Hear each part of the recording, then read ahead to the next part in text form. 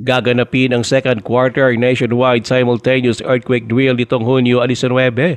Ito ay ayon kay Office of the Civil Defense 12 Regional Director at RDRRMC 12 Chairperson Raylindo Aninion.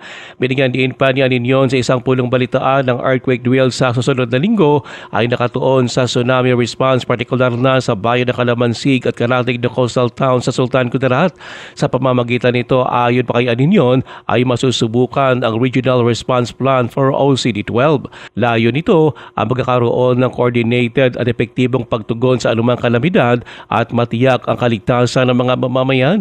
Ang Calamansig ay apektado ng Cotabato Fault System na kinabibilangan ng Blanc Fault, makilala Malungon Fault, North Columbia Fault at South Columbia Fault.